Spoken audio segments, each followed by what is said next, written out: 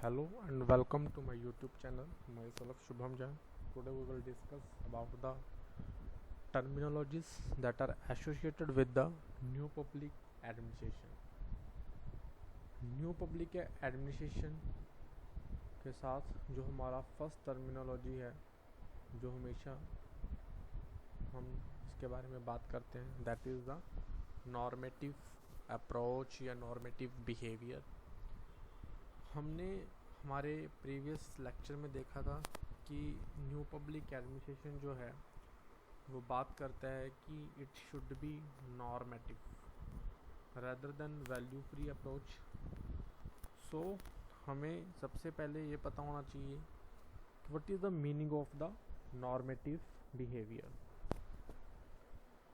Normative generally means relating to an evaluative standard, means जो normative है word ये एक फिनोमिनन को डिसाइड करता है, जो ये वर्ड है नॉर्म से लिया गया है। नॉर्म जो है ह्यूमन सोसाइटीज़ में उनकी जजमेंट के ऊपर डिपेंड करता है कि वो किसी एक्शंस को या उनके सोसाइटी में जो थिंग्स हैपन हो रही हैं, जो कोई आउटकम आ रही है, उसको वो कैसे डिस्क्राइब करते हैं कि ये जो एक्टिविटी हुई ये गुड है या फिर बैड है, या फिर ये एक्टिविटी होनी चाहिए थी या फिर ये एक्टिविटी नहीं होनी चाहिए थी।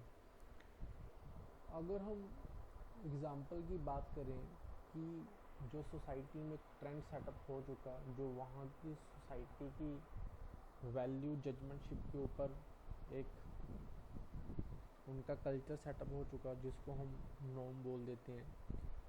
तो एग्ज़ाम्पल की अगर बात करें कि children should eat vegetables and those who would sacrifice liberty और security deserve neither are normative claims. Normative का मतलब ये है कि अगर कोई थिंग को आप डिफाइन करने की कोशिश कर रहे हो, like first statement that is children should eat vegetables, तो इसमें सिर्फ आपने ये बता दिया कि चिल्ड्रन शुड ईट वेजिटेबल्स, लेकिन उसके पीछे का कोई लॉजिक क्या है, वो फैक्चुअल स्टेटमेंट है या नहीं, इसके बारे में आप नहीं बता पाओगे। नॉर्मेटिव इन द सेंस कि आपने एक स्टेटमेंट दे दी, वो किसी एक सोसाइटी की अपनी जजमेंट है, अपनी वैल्यूज़ के ऊपर डिपेंड कर रही है कि हाँ ऐसा ही होना चाहिए, तो ये एक नॉर्म बन चुका है, आपको उसको फॉलो करना पड़ेगा।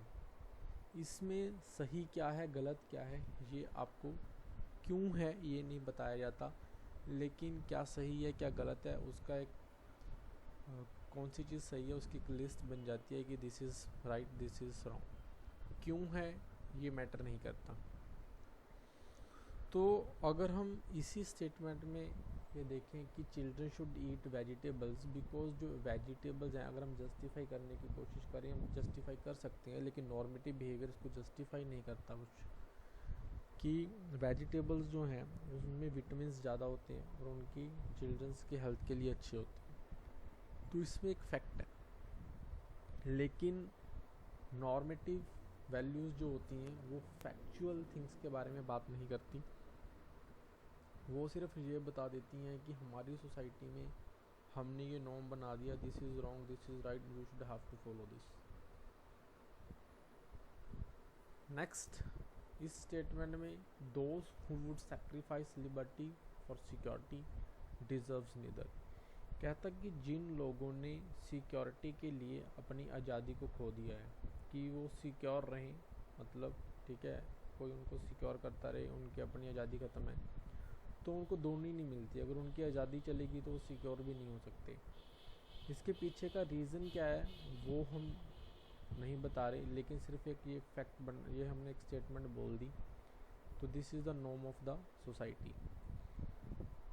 तो कहने का मतलब ये है कि एक पर्टिकुलर सोसाइटी ने अपने अकॉर्डिंग कुछ वैल्यूज़ को डिज़ाइन किया हुआ है।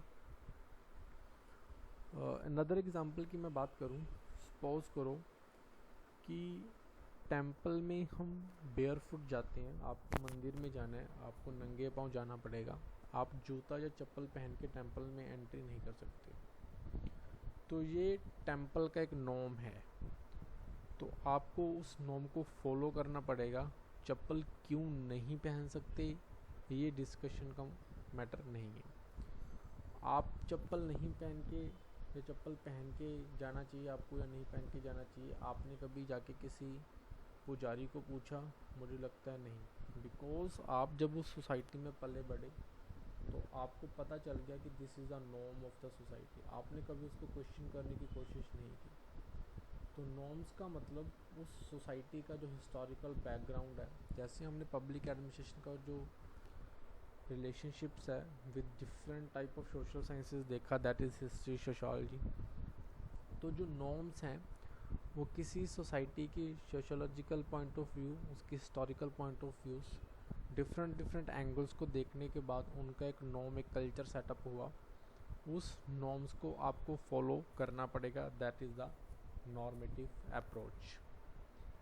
नेक्स्ट थिंग जो न्यू पब्लिक एडमिनिस्ट्रेशन के साथ एसोसिएट होती है, that is the social equity. Social equity का अगर हम सिंपल मीनिंग देखें तो जो हमारी ओल्ड पब्लिक एडमिनिस्ट्रेशन है वो जब भी कोई पॉलिसीज़ फॉर्मेशन करती थी या इम्प्लीमेंटेशन करती थी, थ्योरीज़ की बात करती थी, तो उसमें मोस्टली जो फोकस किया जाता था वो किया जाता था एफिशिएंसीज एंड इफेक्टिवनेस के ऊपर।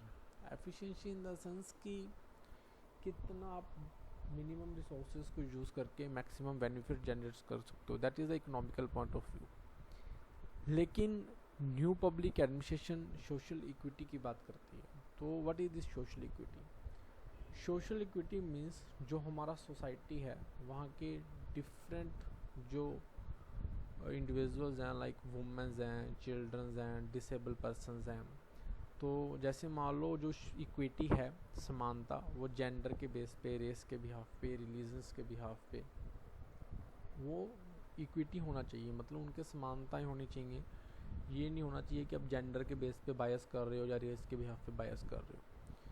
तो सोशल इक्विटी का जो कंसेप्ट है वो न्यू पब्लिक एडमिनिस्ट्रेशन में आया। अगर इसके हम एग्जांपल की बात करें तो क्यों न्यू पब्लिक एडमिनिस्ट्रेशन ये बोलता था कि जो एक एडमिनिस्ट्रेटर है उसको सोशल इक्विटी के लिए कंसर्न रहना चाहिए।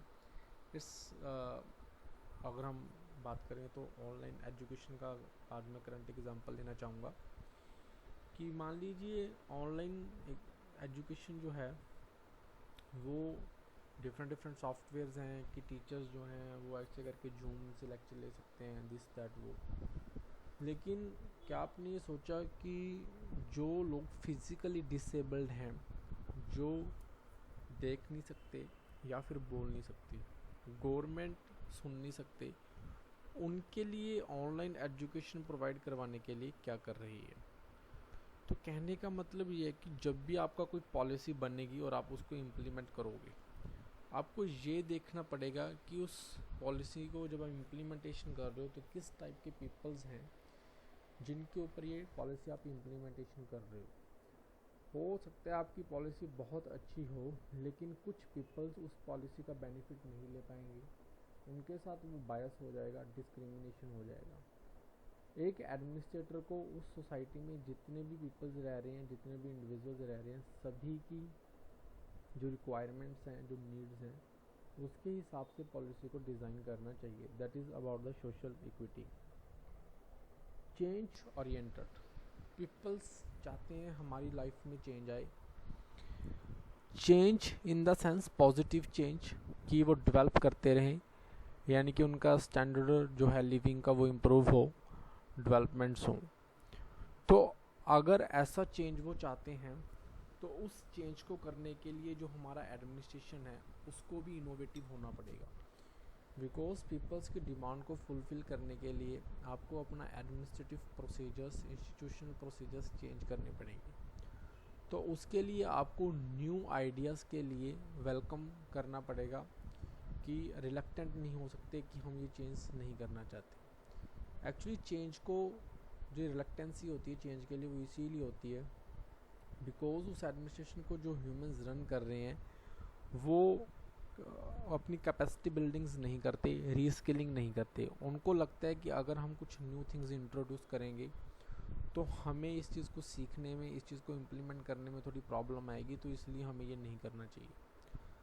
अगर मैं एग्जांपल की बात करूं कि डोर स्टेप डिलीवरी की बात करते हैं, या फिर हम ट्रांसपेरेंसी की बात करते हैं कि अगर गवर्नमेंट चाहती है कि सब कुछ क्या हो जाना चाहिए, कि ऑनलाइन हो जाना चाहिए, तो अगर मैं मानता हूं कि टेक्नोलॉजी इंट्रोड्यूस अगर आपने करनी है तो आपको टेक्नोलॉजी को सीखना पड़ेगा। आपको जैसे मान लो न्यू टेक्नोलॉजीज़ हैं, उनको ऑपरेट करना, डिफरेंट डिफरेंट टाइप के सॉफ्टवेयर्स को ऑपरेट करना, उनके साथ कन्वर्जेंट होना, या फिर आपको टेक्नोलॉजीज़ के हैंडल करना आना चाहिए प्रॉब्लम्स को। तो कहने का मतलब ये, उन चीज़ों को सीखना तो पड़ेगा ही आपको रीस्किल करते रहना पड़ेगा टाइम के साथ। लेकिन कुछ पीपल इसके साथ रिलक्टेंट होते हैं, वो चाहते ही नहीं है ऐसा कुछ करना, क्योंकि उनको लगता है कि एक्स्ट्रा बर्डन हमारे ऊपर आ रहा है। लेकिन अगर पीपल्स को, लाइफ को आपको चेंज करना है तो आपको एडमिनिस्ट्रेशन को चेंज करना पड़ेगा, और एडमिनिस्ट्रेशन को चेंज करने के लिए आपको उस चेंज के प्रति एक्सेप्टेंस देनी पड़ेगी कि हाँ, हम ये चेंज करने के लिए रेडी हैं। तो न्यू पब्लिक एडमिनिस्ट्रेशन यही बोल रही थी कि चेंज ओरिएंटेड एडमिनिस्ट्रेशन आपने करना है, आप रिलक्टेंट मत रहो। जो पुरानी थिंग्स चल रही हैं वो ऐसी ही चलती रही, लेकिन उसका जो आज की हमारी डिमांड्स हैं वो उस चीज़ को फुलफ़िल नहीं कर पा रही हैं। बिहेवियरल अप्रोच की बात रहेगी। Behavioural approach new public administration इसीलिए बात करते हैं बिकॉज जो पुराना एडमिनिस्ट्रेशन था वो ह्यूमंस की तरफ ध्यान नहीं दे रहा था, उनके बिहेवियर को स्टडी नहीं करता था, वो सिर्फ और सिर्फ मशीनरी की तरफ ध्यान देता था। इंस्टीट्यूशंस, प्रोसीजर्स, साइंटिफिक मेथड्स क्या होने चाहिए, लेकिन जो ह्यूमंस उस एडमिनिस्ट्रेशन का इम्पॉर्टेंट पार्ट है, उनको हमने मोटिवेट कैसे करना है, उनकी सेटिस्फेक्शन जॉब के लिए कैसे होगी या अपनी पर्सनल लाइफ के लिए कैसी होगी, उनका मोरल बूस्टअप कैसे करना है, उनकी लीडरशिप क्वालिटीज़ हम कैसे इम्प्रूव करेंगे, इस तरह की थिंग्स जो है वो हमारा पुराना एडमिनिस्ट्रेशन नहीं करता था। तो न्यू वाला पब्लिक एडमिनिस्ट्रेशन ह्यूमंस जो हैं उनके बिहेवियर के बारे में बात कर रहे हैं कि जब तक हम ह्यूमंस के बिहेवियर को अंडरस्टैंड करके उसके बिहेवियर को चेंज करने की कोशिश नहीं करेंगे, या फिर बिहेवियरल अप्रोचेस में जो एलिमेंट्स हैं लाइक लीडरशिप, सेटिस्फेक्शन है, मोरल है, उसकी तरफ हम ध्यान नहीं देंगे, तो हमारा जो एडमिनिस्ट्रेशन है वो इफेक्टिव नहीं हो पाएगा। तो ये 4 थिंग्स इम्पॉर्टेंट हैं जो हमारा न्यू पब्लिक एडमिनिस्ट्रेशन के साथ अटैच होती हैं।